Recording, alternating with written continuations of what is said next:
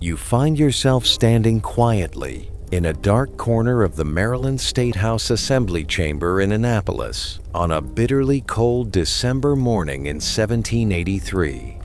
The scent of old oak and the moisture from the thick wool cloaks of the gathered congressmen create an atmosphere of breathtaking solemnity. In the very center of the room, George Washington stands tall, yet you notice his shoulders drooping slightly under the weight of 8 long years spent amidst the smoke and fire of war. He pulls the notes for his farewell address from his coat pocket. The hands that once held the reins of war horses are now trembling gently. Some scholars still argue that the moment he put on his spectacles to read was one of the most poignant moments in history.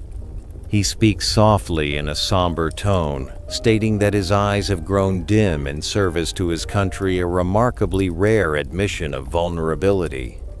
You stand there, just a few paces away, sensing the scent of burning candle wax and the absolute silence enveloping the space. You want to step closer to support the papers trembling in his hands, but you know you are merely a traveler of time.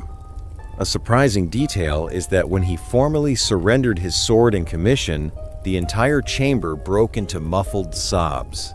Even the toughest men could not hold back their tears as they witnessed the undefeated general voluntarily relinquish absolute power. This was an unprecedented act, turning him into a modern-day Cincinnatus, a man who walked away from glory to return to life as an ordinary citizen. You feel a deep empathy for his intense longing. At this moment, the desire to breathe the air of freedom at his home. The pale winter sunlight streams through the window panes, illuminating the deep wrinkles etched into the resolute face of the 51-year-old man. You see him smile faintly, a smile of liberation, as the crushing weight of the nation's destiny is finally lifted. His face is no longer that of a formidable god of war, but simply that of a weary man yearning for the warmth of a hearth. His usual stoicism seems to give way to a surging emotion as he formally bids farewell to his beloved comrades. You feel your heartbeat synchronizing with his footsteps as he slowly leaves the chamber to begin his journey home. Annapolis that morning did not just mark a political event, but a moment when a great soul found peace. Empathy wells up within you as you realize that true greatness lies not in holding power, but in knowing when to let it go. The image of him mounting his horse amidst the cheers of the people slowly fades, giving way to the gentle darkness of a quiet winter night. This moment is the key to understanding the man we are about to discover together on tonight's journey. Let this feeling of release guide you into a state of total relaxation before we begin the formal story.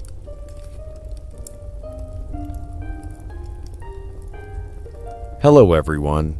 Tonight we will explore the life of George Washington, a man who laid the foundation for a great nation, yet carried within him very human sorrows. Now, allow yourself to fully relax on your soft bed, feeling the silence slowly envelop the space around you. Your breathing slows down, becoming deeper, and your mind begins to drift toward a distant realm of memory. Had we been born in his era, perhaps we wouldn't have achieved what he did. While he had a monumental impact on history, such as securing American independence, we might still be struggling just to light a fire. So, before you drift off to sleep, please take a moment to like the video and subscribe, but only if you truly enjoy what I do here. Your support is the motivation for me to tell these stories. Where are you listening to this story from, and what time is it there? Please leave a comment. For instance, whether you are in Los Angeles at 10 p.m. or Tokyo at midnight, so that we can feel a little closer. Now, turn off the lights. Perhaps turn on a box fan or a Marpac dome for some gentle white noise in the background, and let us begin our journey tonight. Together, we will travel back in time to Virginia in the year 1743.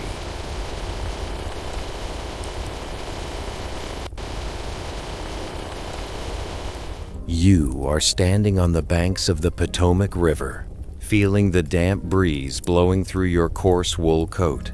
The sound of water lapping against the side of a boat is like a mournful whisper reflecting the gray sky of a winter afternoon. Beside you is young George, only 11 years old, his eyes red from weeping, staring intently at the rushing water in the distance. His father Augustine has just passed away, leaving a vast void and an uncertain future for the entire family. Some scholars still argue that it was the lack of a formal university education that molded his practical mindset. You see that the boy is not holding books, but is instead gripping crude surveying instruments. Instead of studying law in England like his brother Lawrence, George had to teach himself how to survive in the wilderness to help his mother manage the farm. You feel the spark of determination in his chest, a will of iron beginning to take shape. His small hands begin to grow calloused from the surveying poles, his eyes tracing every boundary line of the plantations. You walk with him through the dense forests, where the scent of decaying leaves and damp wood hangs heavy in the still air. As the boy stands watching the Potomac River flow by, the first maps of his life gradually appear in his mind, leading him and you deep into the wild Shenandoah region. Here, those first measurements will begin to shape a man who would never back down from hardship.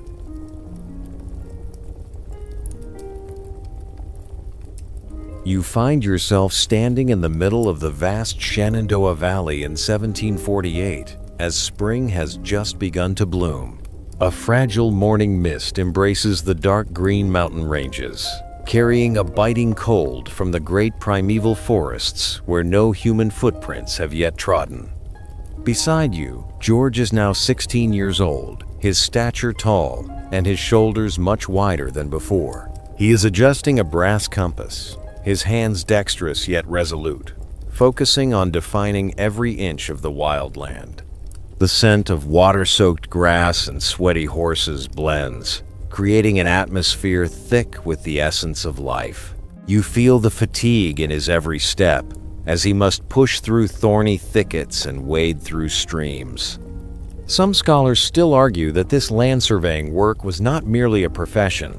It was the very process of honing discipline and the ability for detailed observation crucial foundations for his later strategic thinking. You see him recording meticulously in an old leather notebook every figure regarding distance and terrain elevation.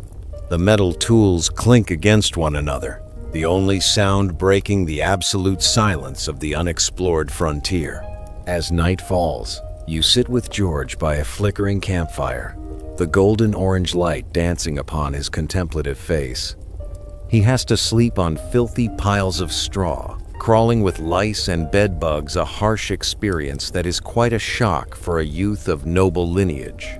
A surprising detail is that instead of complaining about the deprivation, George begins to record the farming methods of the settlers.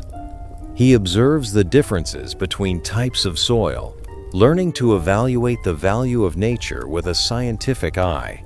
You want to reach out and help him brush away the thick road dust on his shoulders, but your hands only pass through the air. You realize George is learning to master his bodily discomfort to fulfill the task entrusted to him. This stoicism was not innate, but was forged through cold winter nights under tattered tents. Every map he draws is an effort to establish order amidst the vast chaos of the frontier lands. You sense the silent loneliness in this journey, as George must grow up faster than his peers. The way his eyes gaze toward the horizon is not just a search for land, but a search for his own identity. Long days in the saddle and sleepless nights have transformed a dreamy boy into a true man.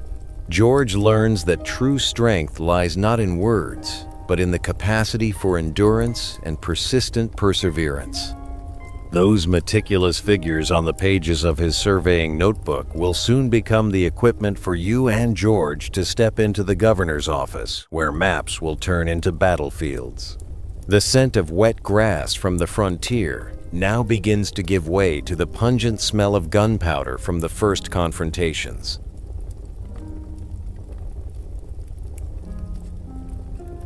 You are standing in Governor Dinwiddie's office on a hot, sunny autumn afternoon in 1753.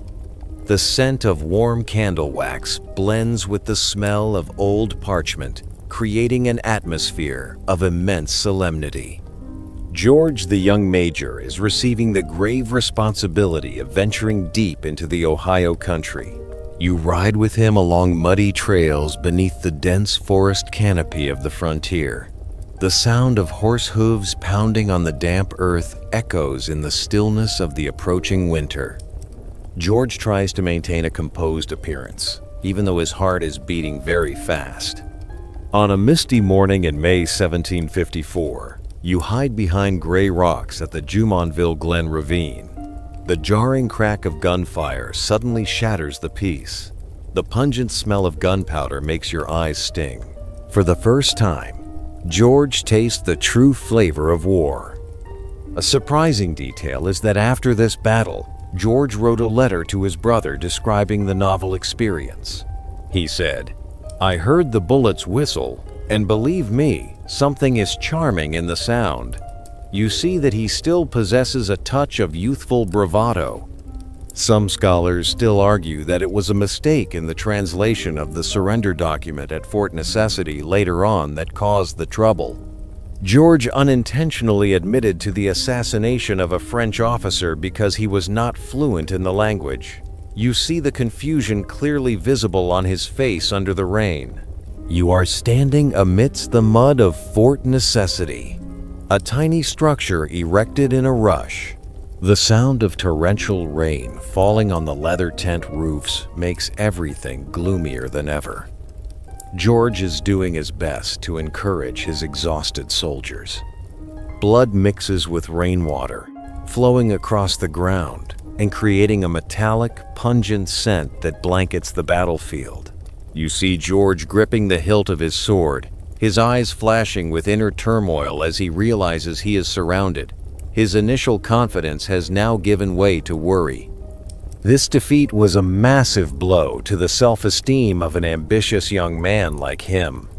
You feel George's loneliness as he leads his defeated army back in humiliation. The young man's worldview is beginning to undergo a great shift.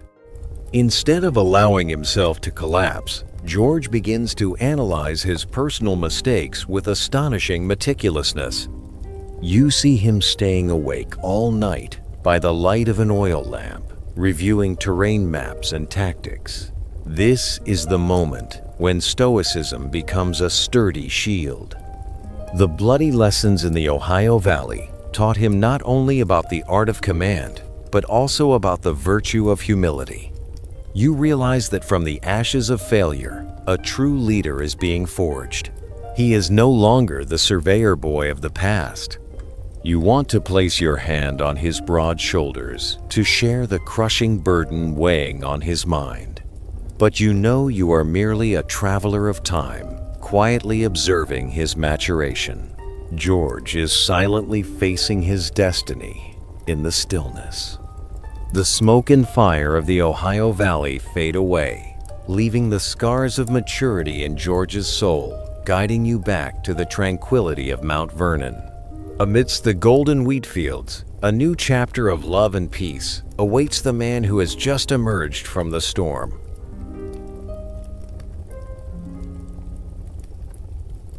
You find yourself standing on the spacious porch of the Mount Vernon estate on a poetic, pale, golden autumn afternoon in 1759.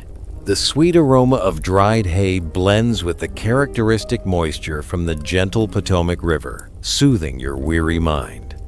Beside you is George, now a happy husband following his grand wedding to the intelligent and kind widow, Martha Custis.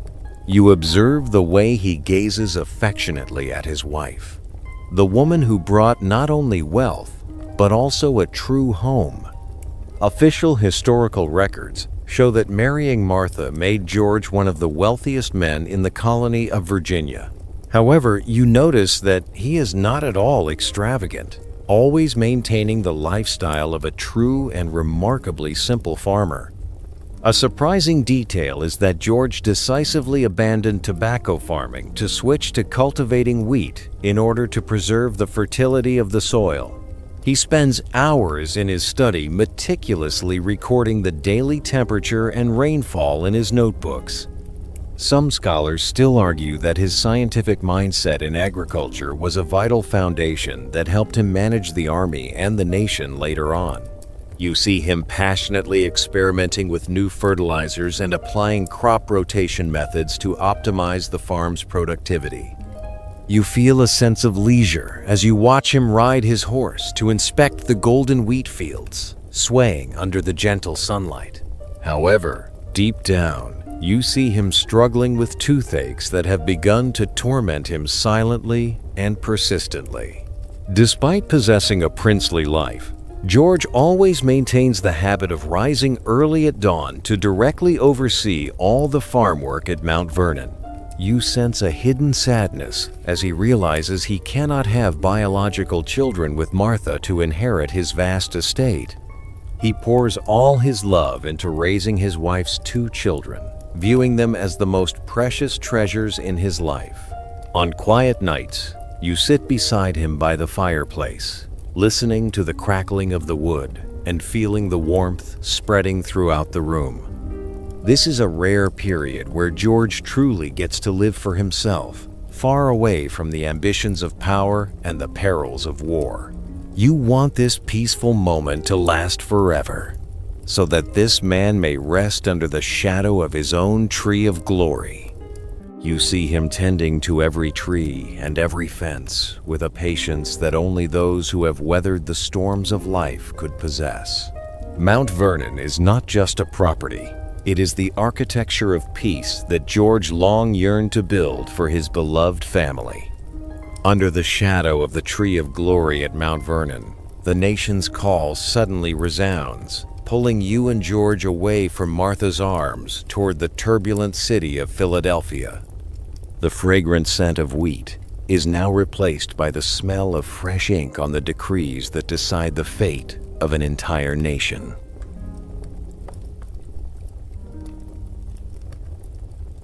You find yourself standing amidst the stifling atmosphere of Philadelphia in the scorching sun of June 1775. The scent of fresh ink and the smell of old oak from the rows of desks in the State House envelop the space. Beside you, George stands motionless. His crisp, dark blue uniform seems to become heavier than ever before. You sense the pounding heartbeat hidden beneath the thick wool fabric, contrasting with his calm exterior. Official historical records confirm that on the 15th of June, 1775, the Continental Congress unanimously elected George as Commander-in-Chief. This was a monumental turning point, transforming a wealthy landowner into the leader of the revolution. Some scholars still argue that George wearing his uniform to the sessions was not a desire for power. Instead, it was his way of affirming his readiness to sacrifice his own peace to serve the nation. A surprising detail is that in a letter to Martha, George describes his feelings not as glory or pride. He wrote that he felt like a culprit who is being conducted to his place of execution. You see his hands tremble slightly as he sets his pen to sign the documents, accepting a position fraught with danger. He resolutely refused to accept a salary for the position of Commander-in-Chief, requesting only to be reimbursed for actual expenses.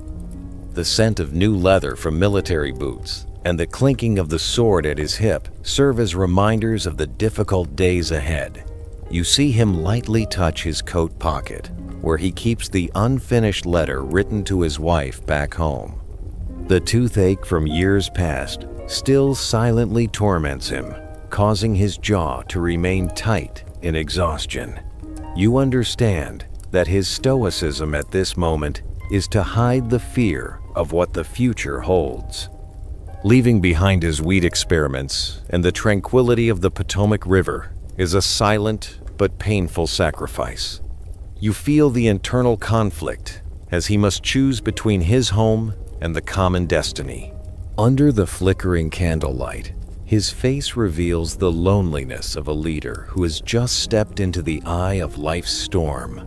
You stand there, wanting to whisper words of comfort, but you can only quietly observe the burden on his shoulders. A deep empathy envelops you as you realize this man is walking forward for a truly noble ideal.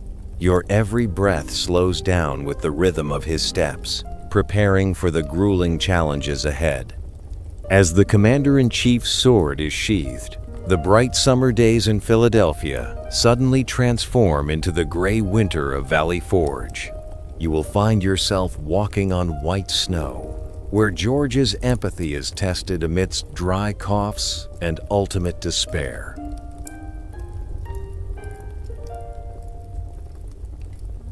You are standing in the middle of a vast, white, and freezing snowfield at Valley Forge during the brutally harsh winter of 1777. The winds howl in rhythmic gusts, as if trying to tear through your thin clothing, bringing with them the bone-chilling cold of the Pennsylvania wilderness. Beside you, George Washington walks slowly past rows of makeshift, tattered, and desolate tents. His eyes are marked by deep dark circles from insomnia, reflecting the faint light from the dying campfires. You smell the pungent wood smoke mingling with the foul odor of illness and unbandaged wounds. Heavy, dry coughs echo from the low-slung log huts, creating a profoundly mournful melody. You suddenly recall the charming sound of bullets he once mentioned in his youthful letters. Now, there is only the terrifying silence of hunger and the despair enveloping the entire army. Official historical information shows that this was the darkest hour, as the Continental Army had just lost Philadelphia to the enemy. Thousands of soldiers are without shoes, forced to wrap their feet in tattered scraps of burlap, leaving trails of blood on the snow. A surprising detail is that George decided to conduct a daring medical experiment right in the eye of this storm. He ordered mass smallpox inoculations for the soldiers by way of skin incisions, a life-or-death scientific decision. Some scholars still argue that without this iron discipline and empathy, the Continental Army would have dissolved. You see him stop before a shivering young soldier, gently readjusting the man's blanket. His stoicism is not coldness, but the suppression of pain to serve as a sturdy pillar for others. You sense the meager warmth from his hands as he tightly grips the command staff in his hand. The smell of fire cakes, made from flour and water burning on the embers, makes your stomach tighten with infinite sorrow. George also refuses hearty meals, choosing to share the deprivation with his brothers in arms. You see a transformation in the general's soul, from a man yearning for glory to a father of the army. He no longer fights for personal fame, but for the survival of the people who trust him implicitly. The flickering firelight illuminates his resolute yet preoccupied face under the coldest starry night sky. You stand there, quietly sensing the strength of a will that is silently warming the entire snow-covered valley. The flame of hope that was just ignited amidst the white snow of Valley Forge leads you back to that freezing winter night on the Delaware. There, you will stand with him on the gunwale of a boat, facing a challenge that could completely change the destiny of the Revolution.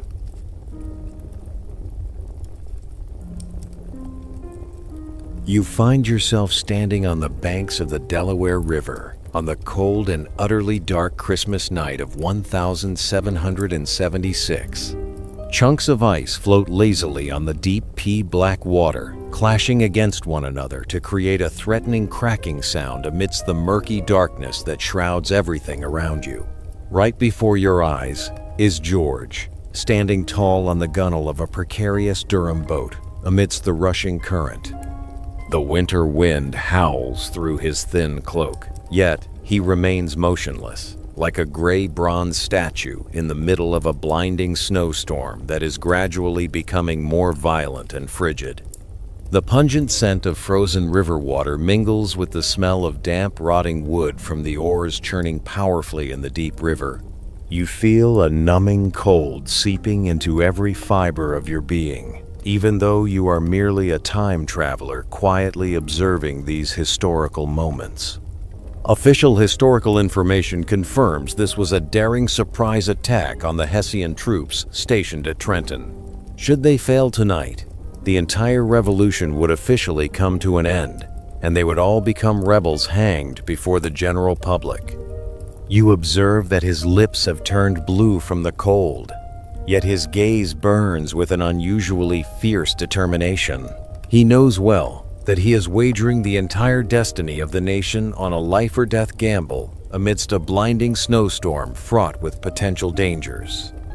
A surprising detail is that the password for tonight's march was the haunting phrase, "Victory or death." It is heartbreaking to know that 2 soldiers actually froze to death on the grueling march before they could even encounter the enemy on the other side. Some scholars still argue that the image of George standing majestically on the boat might just be an artistic myth.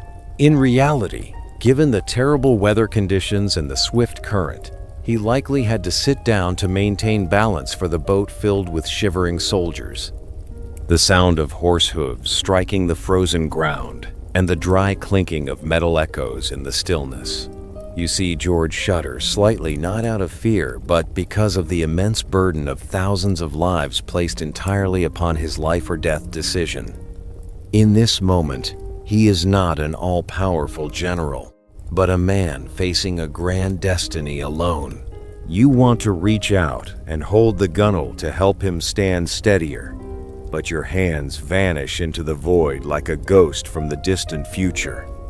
The subsequent victory at Trenton truly fanned the dying embers of a nation's hope. You feel an invisible relief spreading through George's soul as the first rays of the new day begin to warm this land filled with both sorrow and hope. The sunlight of victory at Trenton dispels the freezing mist, carrying you across the years of war to stand in a New York square resplendent with flags and flowers. The sound of waves lapping on the Delaware has now given way to thunderous cheers as George prepares to ascend to a new pinnacle of power.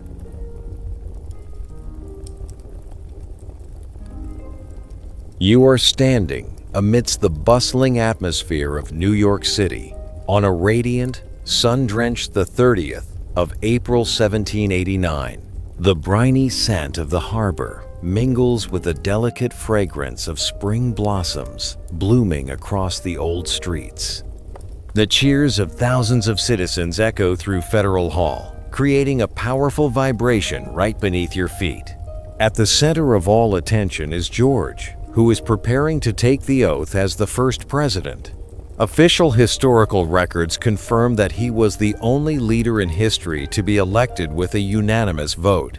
You see him standing there, a living symbol of unity among the still divided states. Instead of donning royal robes, George chose a suit made of brown homespun cloth, produced in America. You touch that slightly stiff fabric, sensing the simplicity he wished to establish for the new republic. However, deep within his gray eyes, you notice a secret anxiety that is very much present. He once confessed that attending his inauguration felt like a culprit who is being conducted to his place of execution.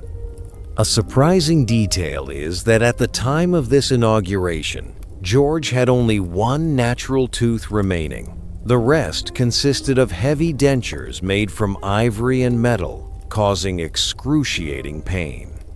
Some scholars still argue that his silence and stern expression were not entirely due to his personality. In fact, it was a Herculean effort to prevent his dentures from slipping out while speaking. You sense the dull ache radiating from his jaw, making a smile a grueling ordeal.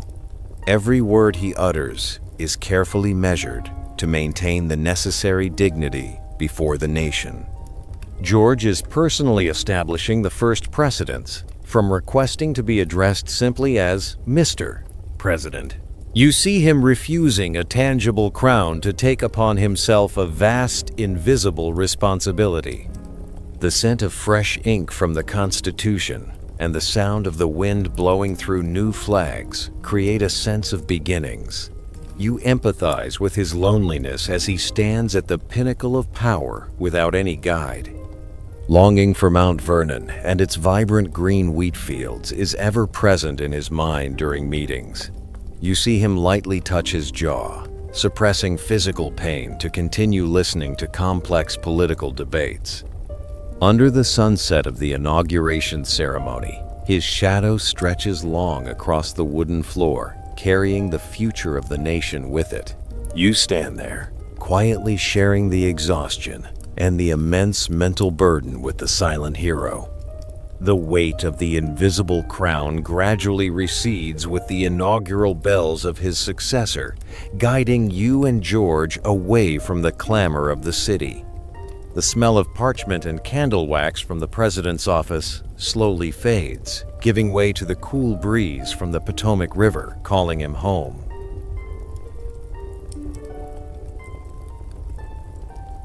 You find yourself in a cramped room in Philadelphia on a cold, windy day in March 1797.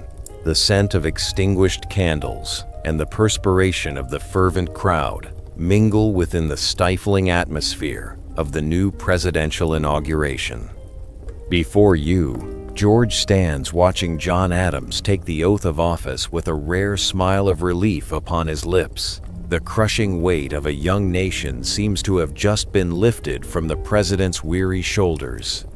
Some scholars still argue that his decision to relinquish power after 2 terms is his greatest legacy. He successfully demonstrated that a true leader must know how to step back for the good of the nation. A surprising detail is that many who were present that day remarked that George appeared more radiant and happy than Adams himself. He seemed unable to wait a moment longer to become an ordinary citizen once again. You walk with him out of the chamber, breathing in the fresh early morning air that fills the streets. The clatter of carriage wheels on cobblestones and the smell of road dust hitting your nostrils carry a sense of true freedom. On the long journey back to Mount Vernon, you see him personally open the carriage window to gaze at the scenery. His eyes no longer hold the look of tactical scrutiny, but rather an empathy for every green sprout budding by the roadside. The pain from his dentures seems to ease, as he no longer has to strain himself to speak in public. He gently leans his head against the wooden frame of the carriage, feeling the steady rhythmic swaying like a lullaby in the late afternoon. The scent of the Potomac River begins to drift in the wind, bringing moisture and memories of warm days past. His heart beats faster as the silhouette of the familiar roof gradually appears behind the lush green trees. You see him step down from the carriage with light steps, no longer possessing the majesty of an all-powerful commander-in-chief. He casts aside the restrictive formal attire, replacing it with the familiar, worn coat of a farmer. George strolls through the garden, his hand lightly touching the rough bark of the ancient trees he planted with his own hands. This is where he belongs, the place where the stillness of nature helps him heal the cracks in his soul. On the first night of his return, you sit with him by the window, listening to the chirping of insects in the silent night. The silver moonlight illuminates the serene face of a man who has fulfilled the greatest mission of his life. You sense a profound connection between him and this land, where the breath of Mother Earth cradles his sleep. Glory is now but a faint haze, giving way to the simple joy of watching a sprout grow. The light steps amidst the groves of Mount Vernon suddenly slow as the darkness of a winter night in 1799 begins to envelop the quiet bedroom. You will stand there, witnessing the final stoicism of the hero as he prepares to close the last chapter of a magnificent life.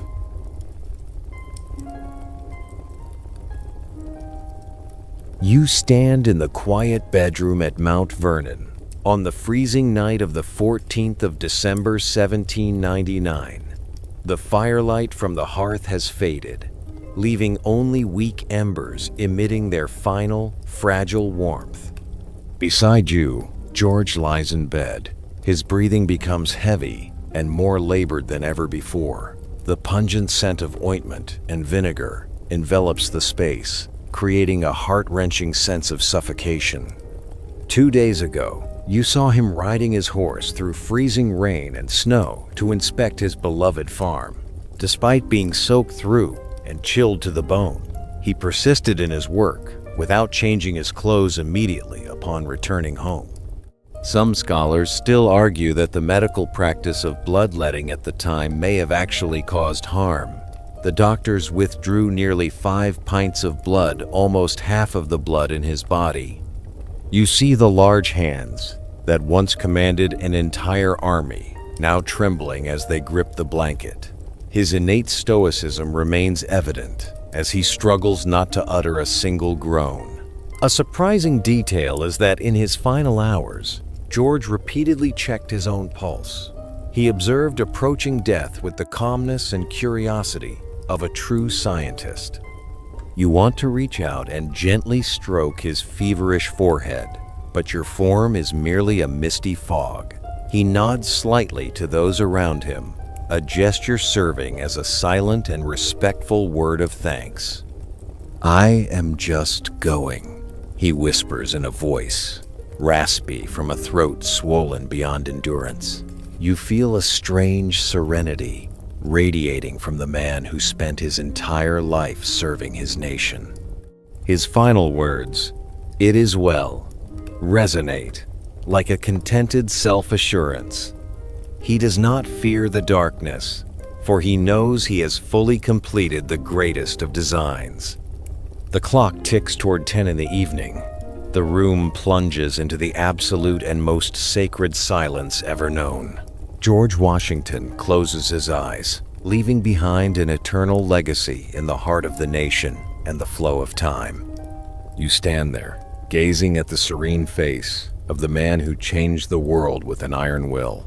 A sense of relief spreads as you realize that, finally, the hero is truly at rest. You feel a complete conclusion, like the final chapter of a heroic history book just being closed. The surrounding space suddenly becomes light, as if a deep sleep is gradually blanketing over you.